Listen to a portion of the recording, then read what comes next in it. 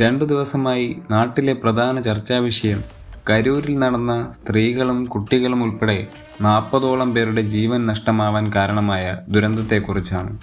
പ്രശസ്ത തമിഴ് സിനിമാ താരമായ വിജയുടെ നേതൃത്വത്തിൽ രൂപീകരിച്ച TVK എന്ന രാഷ്ട്രീയ പാർട്ടിയുടെ സംസ്ഥാന പര്യടനത്തിന്റെ ഭാഗമായാണ് അത്തരമൊരു ദുരന്തത്തിന് തമിഴ്നാട് അല്ലെങ്കിൽ രാജ്യം സാക്ഷ്യം വഹിക്കേണ്ടി വന്നത്.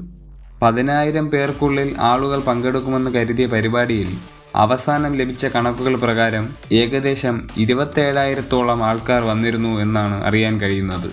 TVK എന്നത് പുതുതായി രൂപീകരിച്ച ഒരു രാഷ്ട്രീയ പാർട്ടി ആയതിനാലും വിജയ് കാലങ്ങളായി അറിയപ്പെടുന്ന ഒരു സൂപ്പർ താരമായതിനാലും വാർത്തകളൊക്കെ TVK എന്ന പാർട്ടിക്കും വിജയ് എന്ന വ്യക്തിക്കും ഈ പരിപാടിയുമായി ബന്ധപ്പെട്ട് സംഭവിച്ച പിഴവുകൾ മാത്രം ചൂണ്ടിക്കാണിക്കുന്നവയാണ്. പരിപാടിയുടെ സംഘാടകരായ പാർട്ടിക്ക് ഈ ദുരന്തവുമായി യാതൊരു ബന്ധവുമില്ല എന്നല്ല ഈ പറഞ്ഞതിൻ്റെ അർത്ഥം. ദുരന്തത്തിന് കാരണമായ ഘടകങ്ങൾ പരിശോധിച്ചാൽ അതിൽ വലിയൊരു ശതമാനം സംഘാടകർക്ക് പറ്റിയ പിഴവുകൾ തന്നെയാണ്. എന്നാൽ അവർ മാത്രമാണോ ഈ ദുരന്തത്തിന് കാരണക്കാരായവർ എന്ന് നമ്മൾ പരിശോധിക്കേണ്ടതുണ്ട്. ഒരു ദുരന്തമുണ്ടാവുമ്പോൾ ഏകപക്ഷീയമായി ഒരു കൂട്ടരെ മാത്രം തിരഞ്ഞുപിടിച്ച് ആക്രമിക്കുന്നത് ഒരിക്കലും ശരിയല്ല. ഈ വിഷയത്തെക്കുറിച്ച് വേണ്ട രീതിക്ക് പരിശോധിച്ചാൽ ദുരന്തത്തിന് കാരണമായവരിൽ സംഘാടകരും പോലീസ് സംവിധാനവും സർക്കാരും പിന്നെ ചൂണ്ടിക്കാണിക്കാൻ കഴിയാത്ത ഒരു കൂട്ടരും ഉണ്ടെന്ന് മനസ്സിലാക്കാൻ കഴിയും. ആദ്യം തന്നെ സംഘാടകരുടെ ഭാഗത്തു നിന്നുണ്ടായ വീഴ്ചകൾ എന്തൊക്കെയാണെന്ന് നോക്കാം. ഈ പരിപാടിയുമായി ബന്ധപ്പെട്ട് ധാരാളം മാർഗനിർദ്ദേശങ്ങൾ പുറപ്പെടുവിച്ചിരുന്നു. അതിൽ പ്രധാനമായി ലംഘിക്കപ്പെട്ട കുറച്ച് മാർഗനിർദ്ദേശങ്ങൾ നമുക്ക് പരിശോധിക്കാം. അതിൽ പ്രധാനം പകൽ സമയത്ത് തന്നെ പരിപാടി നടത്തി തീർക്കണം എന്നുണ്ടായിരുന്നു. കണക്ക് പ്രകാരം 12 മണിക്ക് തുടങ്ങി 3 മണിക്ക് വിജയുടെ പ്രസംഗവും കഴിഞ്ഞ് പരിപാടി അവസാനിപ്പിക്കണം എന്നായിരുന്നു. എന്നാൽ നടന്നത് വെച്ച് നോക്കിയാൽ വിജയ് എത്തിയത് തന്നെ രാത്രി 7 മണിക്കാണ്. അതായത് 12 മണിക്ക് മുന്നേ മുതൽ വിജയ് എത്തിയ 7 മണി വരെ തുടർച്ചയായി അവിടെ കാത്തു നിന്നവരുണ്ടായിരുന്നു എന്ന് ചുരുക്കം. മറ്റൊന്ന്, റോഡ് ഷോയ്ക്ക് അനുമതിയില്ലായിരുന്നു. എന്നാൽ പരിപാടി നടന്നത് ഏകദേശം റോഡ് ഷോ മാതൃകയിലായിരുന്നു. വിജയുടെ പ്രസംഗം ഉൾപ്പെടെയുള്ള കാര്യങ്ങൾ എല്ലാവർക്കും കേൾക്കാൻ കഴിയില്ല എന്ന കാരണം ചൂണ്ടിക്കാട്ടി വിജയുടെ വേദി സെറ്റ് ചെയ്തിരുന്ന ബസ് മുന്നോട്ട് എടുക്കുകയുണ്ടായി. വിജയ്ക്ക് സംസാരിക്കാൻ അനുവദിച്ചിരുന്ന സമയം 30 മിനിറ്റായിരുന്നു. എന്നാൽ തുടക്കത്തിലെ അപകടമുണ്ടായതിനാൽ ഏകദേശം 3-4 മിനിറ്റ് മാത്രമേ വിജയ്ക്ക് സംസാരിക്കേണ്ടി വന്നുള്ളൂ. മൊത്തത്തിലുള്ള അവസ്ഥ കണക്കിലെടുത്ത് 3 മിനിറ്റ് കൊണ്ട് തന്നെ പ്രസംഗം അവസാനിപ്പിച്ച് താരം മടങ്ങി. മറ്റൊരു നിർദ്ദേശം പാർക്കിംഗ് സൗകര്യം ഉറപ്പുവരുത്തണമെന്നായിരുന്നു. എന്നാൽ അവിടെ തടിച്ചുകൂടിയ ജനങ്ങൾക്ക് നിൽക്കാൻ പോലും സ്ഥലമില്ലാത്ത അവസ്ഥയായിരുന്നു. അതുകൊണ്ട് തന്നെ പാർക്കിംഗ് സൗകര്യം ഉറപ്പുവരുത്തണം എന്ന മാർഗനിർദ്ദേശവും ലംഘിക്കപ്പെട്ടു. മറ്റൊന്ന്, അവിടെ എത്തുന്ന ജനങ്ങൾക്ക് കുടിവെള്ളം ഉറപ്പാക്കണമെന്നതായിരുന്നു. ഈ 7 മണിക്കൂറോളം അവിടെ യാതൊരു വിധത്തിലുള്ള കുടിവെള്ള വിതരണം നടന്നിട്ടില്ല. ഗർഭിണികളും കുട്ടികളും എത്തരുത് എന്നതായിരുന്നു മറ്റൊരു നിർദ്ദേശം. എന്നാൽ ഈ പരിപാടിയുമായി ബന്ധപ്പെട്ട് പുറപ്പെടുവിച്ച സർക്കുലറിൽ എല്ലാവർക്കും സ്വാഗതം എന്ന് മാത്രമാണ് ഉണ്ടായിരുന്നത്. ഇത്തരത്തിൽ ഗർഭിണികളും കുട്ടികളും എത്തരുത് എന്നുള്ള ഒരു നിർദ്ദേശവും സർക്കുലറിൽ ഇല്ലായിരുന്നു.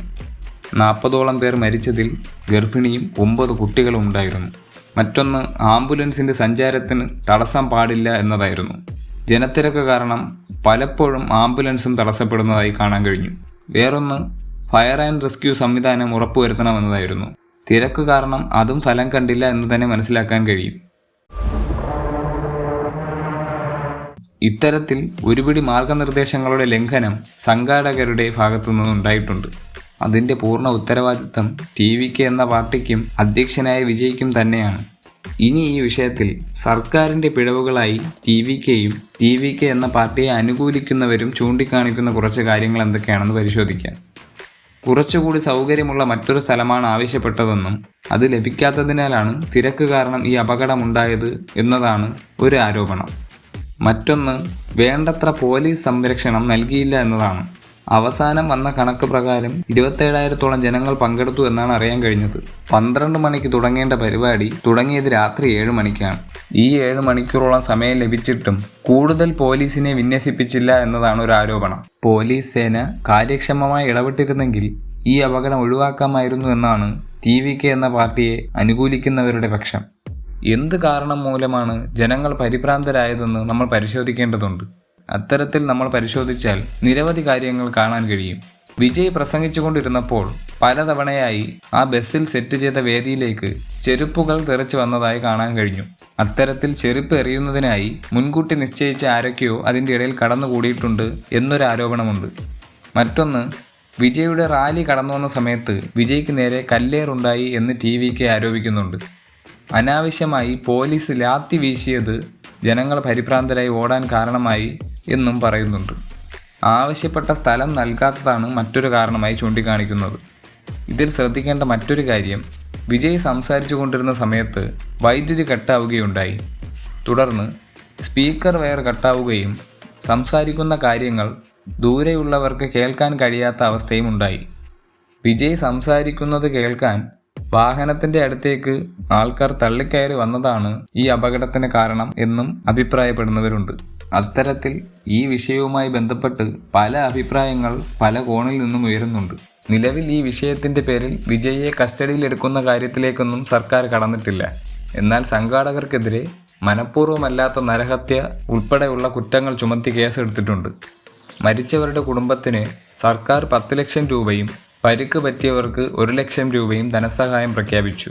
TVK അധ്യക്ഷനായ വിജയ് മരിച്ചവരുടെ കുടുംബത്തിന് 20 ലക്ഷം രൂപയും പരിക്ക് പറ്റിയവർക്ക് 2 ലക്ഷം രൂപയും ധനസഹായം പ്രഖ്യാപിച്ചു. ധനസഹായം കൊണ്ടൊന്നും നികത്താനാവുന്ന നഷ്ടങ്ങളല്ല ആ കുടുംബങ്ങൾക്കുണ്ടായത്. പരിക്ക് പറ്റിയവർക്കായാലും ജീവൻ നഷ്ടപ്പെട്ടവർക്കായാലും നഷ്ടം അവരുടെ കുടുംബത്തിന് മാത്രമാണ്. ഈയൊരു ദുരന്തത്തിന് കാരണക്കാരായവർ ആരൊക്കെയായാലും അത് വരും ദിവസങ്ങളിൽ പുറത്തു വരേണ്ടതുണ്ട്. അതിന് ഇതുമായി ബന്ധപ്പെട്ട് നിഷ്പക്ഷമായ ഒരു അന്വേഷണം നടക്കേണ്ടതുണ്ട്. രാഷ്ട്രീയ പാർട്ടികൾ പരസ്പരം കൊമ്പ് കോർക്കുന്നത് ഒരു പുതിയ കാര്യമല്ല. എല്ലാ പാർട്ടികളും പ്രവർത്തിക്കുന്നത് അവരവരുടെ നേട്ടത്തിനു വേണ്ടി കൂടി തന്നെയാണ്. മാർഗനിർദ്ദേശങ്ങൾ ലംഘിച്ചുകൊണ്ടുള്ള ഇത്തരം പരിപാടികൾ നടക്കുമ്പോൾ പൊലിയുന്നത് സാധാരണക്കാരൻ്റെ ജീവൻ മാത്രമാണ്. സംഘാടകർക്കെതിരെ നിയമ നടപടി സ്വീകരിച്ചു വരുന്നു. വിജയ്ക്കെതിരെ നടപടിയെടുക്കുന്ന കാര്യത്തെപ്പറ്റിയും മറ്റാരെങ്കിലും ഈ ദുരന്തത്തിന് കാരണക്കാരായോ എന്നുള്ള കാര്യങ്ങളൊക്കെ കോടതിയുടെ നിർദ്ദേശങ്ങളും അന്വേഷണ റിപ്പോർട്ടുകളും വന്ന ശേഷം തീരുമാനിച്ചേക്കാം.